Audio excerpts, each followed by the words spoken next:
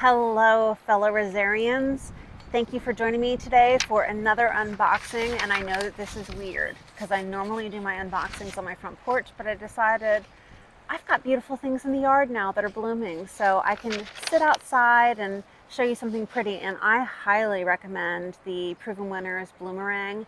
This thing smells so amazing, and when I was out here today there was a butterfly that was visiting it, and it was such a distraction because I'm supposed to be mulching. This is unboxing number 18, and whenever I say to you, I've only got 6 left, well, it's always 6 left because I find somebody else that we're going to order from. So I did find another vendor that I'll be ordering from. I think we have about 6 unboxings left, but thank you for joining me for this series. I've been putting it together to help you in the fall as you're placing your orders, because a lot of the places are selling out of their stock right now. Bare root season is over and it's potted season, and we did an unboxing recently where it looked like it was a little tired from shipping, so I'm thinking that it might be getting a little bit too warm to be shipping, but I'm no quitter, so I'm gonna push the limits, all these vendors this summer. Today's unboxing is from A Reverence for Roses. So this is another small business, and the owner is Dawn. Like normal, when I place an order, I send a multitude of emails. Just check their correspondence to see, how responsive they are. And Don was so nice when he responded to me, and he apologized for his delay in response. And I'm thinking, I should be the one apologizing to you because I'm really bombarding you with emails during a time when I know you are swamped. But he was so kind and answered all of my emails. He owns the company with his wife. So 2 people are managing a business where they have 300 varieties. They're very responsive to emails and all communication. So we're already off to a really good start, and I know I'll be ordering from them in the future.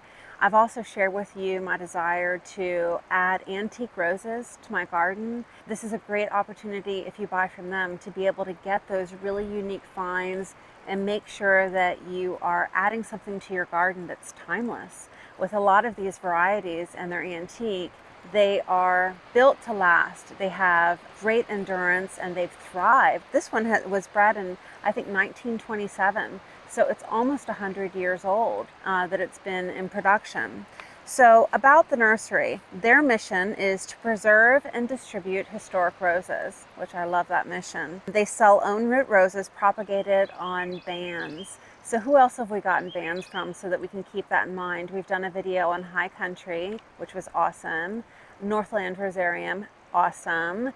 And then Rogue Valley Roses. Awesome. So I am really happy so far with all of my band roses, and I know a lot of you might have concerns that if you're spending $20 on a rose, you want something that is more like a gallon size. But I want you to consider that with a lot of these smaller businesses that are providing antique roses, these are varieties that you're not going to be able to find. And so I think that the price is justified, and $20 is very reasonable to get one of these band roses so that you can add something that's timeless to your garden. So I'm off my soapbox now. I've talked about it enough. Let's go ahead and talk about what I'm expecting in here. 2 roses. So let's go ahead and unbox and see what these babies look like. So this is how the package came, and they shipped it through USPS. I've got my packing slip here. Yep, so $19 a piece is what I paid, and the shipping and handling was $16, which is very reasonable. I know if you've been watching our videos, some of the shipping out there can get kind of costly, so I think this is very reasonable.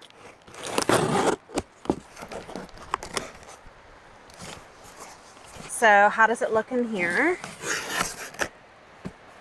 Look at those little babies in there. I've got a flyer here. We'll go ahead and look at that in a second. It looks like it's packaged really well. They've got a piece to hold the rose in, so it's not going anywhere. It looks like it's taped down, and I see my little band pots in there. So let's go ahead and pull them out. Oh. They had it taped down to the bottom too, and I'm so tired from doing mulch. We've got 400 bags here, and you're going to see a video on that too. So I'm so tired I could hardly get it out. It was really in there well. Okay, I'm already thrilled with the packaging on these two. Let me grab my scissors and see if I can separate them. Start with the smallest one here. I'm going to get it closer so that you can look at the leaves. There is no black spot. Looks very healthy. So as a reminder, what do we look for when we're unboxing a rose? We are making sure that it didn't get dried out in shipment, and that if it were dried out, you would see crispy leaves. Go ahead and look at the soil. It is newspapers in here, and it is moist. So I'm very happy that it did not get dried out in shipment. We are also looking just to make sure that if there's any flesh out, that it looks healthy. The canes are nice and green. I can feel around the bottom of the rose at that crown area to make sure that nothing is really soft like rotten wood would be. This is a very healthy rose. And so I'm looking at this. It is just a perfect little baby. If I'm going to try to get a little bit closer, but it's got 3 canes coming out of the crown, and they are the size of half of a pencil. But can you see 3 perfect canes? Everything here just looks very happy, and this one is called Elizabeth Stewart. And so we'll get into that description in a second, but excellent rose. Look at this monster, you guys. So this is the antique rose that I'm so excited about, that was bred in 1927. It is, for a band, this is unbelievable. I can't even. So there are 2 canes. One of them is darn close to the size of a pencil, which would mean that this is a grade 2 rose. It is so windy out here. It's beautiful, but wow. Okay. I am just speechless. This is amazing. Oh, wow. I cannot wait to get this in my garden. So look at this. Very happy. I've got nice leaves on here. You see it's flushing out. I even have blooms. So do you see that little baby bloom there up at the tip? Right up here, it's got pink flush out. I'm gonna get it really close here. Do you see all of that? And then I also have a bloom here. This is just really, really exciting. I'm thrilled. Okay, so this one is called, and I know I'm gonna pronounce this wrong, but that's what I do. I pronounce things wrong and you guys correct me. Gruss an Kahlberg. And I'll put that name up on the screen. So let's talk about Elizabeth Stewart.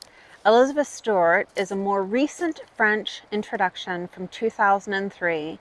The flowers on this shrub display a pleasing apricot blend with pink undertones. Moderate fragrance, very full, with 41 plus petals. It's cupped to flat, old-fashioned, a quartered form bloom, and it blooms and flushes throughout the season. And the interesting thing was when I went to helpmefind.com, there was no rating, but it's just beautiful. I can't wait. So that is the smaller one. That one is this one here. So then talking about the one that I know I'm going to butcher the name, Gruss an Kahlberg. It was bred in 1927, an abundant bloomer with an intense fruity fragrance. Apricot or apricot blend, red reverse, deep yellow undertones, red highlights, apricot yellow, reverse coppery pink. I mean, how many different colors are going to be in this thing? I mean, but that is amazing. Strong fragrance, which is an added bonus. It's large, and the petal count is up to 40 petals. So that is just about the same as the first one I just showed you. Born on mostly solitary, cluster flowered in small clusters, globular bloom form, and it blooms and flushes throughout the season. It's rated excellent minus from helpmefind.com. I cannot wait. I mean, I can't stop thinking about this rose. It is so big. For a band, come on. This is amazing.